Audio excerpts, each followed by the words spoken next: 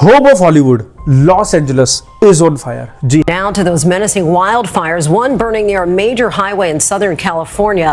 More than 1,000 have been forced to evacuate and hundreds of fires. California और Los Angeles के लोगों को हर साल वाइल्ड फायर्स का सामना करना पड़ता है।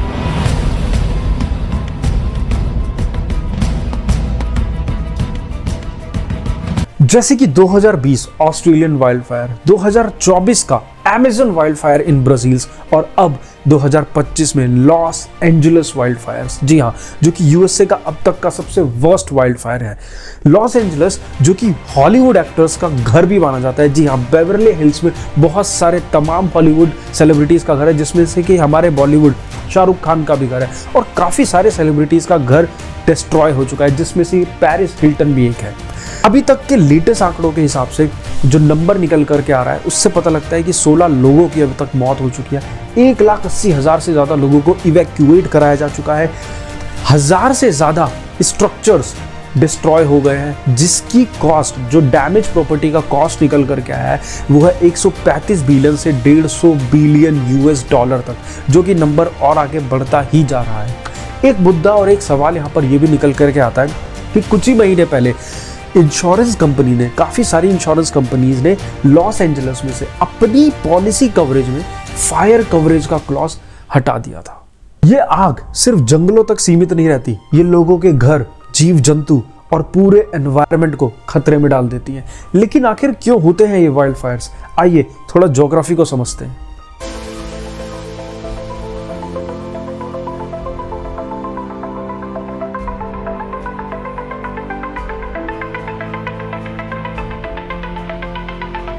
एलए एक मेडिटेरेनियन टाइप क्लाइमेट जोन में फॉल करता है। जी हाँ, मतलब यहाँ पे हॉट एंड ड्राई समर्स होती है। मतलब यहाँ पर गर्मियों के मौसम में बहुत कम बारिश होती है, तो इससे वॉइस कंटेंट बहुत कम है। फॉर एग्जांपल कि जंगलों में जो पेड़ पौधे हैं, उनके पत्ते अगर मैं देखूँ तो वहाँ पे बहुत गर्मी पड़ रही है। फॉर एग्जांपल ड्राई कंडीशंस हो रही है, बारिश नहीं हो रही, तो वो पत्ते सूखे हैं।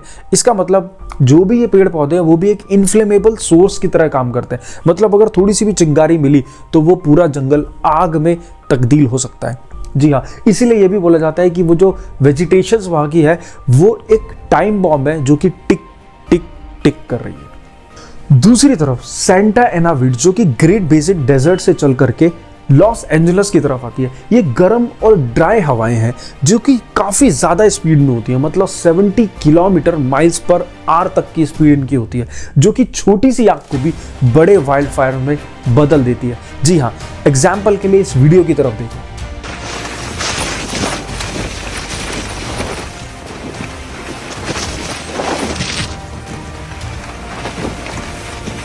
लाइटनिंग स्ट्राइक्स और ह्यूमन एरर्स की वजह से, मतलब human made mistakes, for example cigarettes या फिर इलीगल फायरवर्क्स का यूज करने से ये आग कभी भी भड़क सकती है। क्लाइमेट चेंज और ग्लोबल वार्मिंग की वजह से ये फिनोमिनाज, वाइल्ड फायर जैसे फिनोमिनाज बहुत ज़्यादा फ्रीक्वेंट हो गए और इंटेंस होते चले जा रहे हैं। ह्यूमन एक्टिविटीज़ कितना इम्पैक्ट डाल सकते हैं वाइल्ड फायर्स पे, देखिए। डिफोरेस्टेशन या फिर लैंड यूज चेंज। जी हाँ, जंगलों का कटना और इंफ्रास्ट्रक्चरल डेवलपमेंट होना, ये नेचुरल इकोसिस्टम को डिस्टर्ब करता है, जिसकी वजह से वाइल्ड फायर जैसा खतरा बढ़ता जाता है। दूसरा फैक्टर है जो ह्यूमन एक्टिविटीज, चाहे वो अनसेफ कैंप फायरिंग्स हो या फिर इलीगल फायरवर्क्स हो एंड सिगरेट बर्ड्स हो, ये सारी तमाम चीज़ें वाइल्ड फायर्स के खतरे को बढ़ाती रहती हैं। लॉस एंजल्स के वाइल्ड फायर्स एक कॉम्बिनेशन है नेचुरल और ह्यूमन फैक्टर्स का। सेंटा एना विंड्स, ड्राई क्लाइमेट और सेंसिटिव वेजिटेशन जैसे नेचुरल फैक्टर्स के साथ ह्यूमन नेग्लिजेंस, क्लाइमेट चेंज, इनकी फ्रीक्वेंसी और इंटेंसिटीज को और भी बढ़ा देते हैं। एक्सपर्ट्स जब सॉल्यूशंस की बात करते हैं तो वो हमें ये बताते हैं कि हमें सस्टेनेबल प्रैक्टिसेस की ओर जाना पड़ेगा, जिसमें से कंट्रोल्ड बर्न्स की बात की जाती है। कंट्रोल्ड बर्न्स यानी जंगल के कुछ पार्ट्स को आइडेंटिफाई करके कंट्रोल्ड तरीके से जलाया जाता है। इसे एक एग्जांपल से समझते हैं। जैसे कि मान लो यहाँ पर 2 न्यूज़पेपर्स हैं। अब अगर मैं एक न्यूज़पेपर में आग लगाता हूँ और इसके साथ ये जॉइंट है, तो जाहिर सी बात है कि ये दोनों न्यूज़पेपर एक साथ जल जाएंगे। लेकिन वही मैं यहाँ डिस्टेंस क्रिएट करके एक न्यूज़पेपर में कंट्रोल्ड तरीके से आग लगाता हूँ, तो इसको यहाँ पे कोई एरिया नहीं मिलेगा और ये न्यूज़पेपर बच जाएगा। इसी को कहते हैं कंट्रोल्ड बर्न। ये काफ़ी इफेक्टिव मेथड्स हैं जो देखा गया है वाइल्ड फायर को रोकने के लिए। चाहे वो ऑस्ट्रेलियन वाइल्ड फायर्स हो, ब्राज़ील के वाइल्ड फायर्स हो, या लॉस एंजलस और या इंडिया के कुछ पार्ट्स में हो, तो जहाँ पर भी ऐसे वाइल्ड फायर्स की घटना देखी जाती है, वहाँ पर अगर आपको घर बनाना है या इंफ्रास्ट्रक्चर डेवलप करना है, तो फायर रेजिस्टेंस मटेरियल को यूज़ करके ही घर या इंफ्रास्ट्रक्चर डेवलप करना चाहिए, जिससे कि आने वाली काफ़ी चीज़ें और डैमेज बच जाते हैं।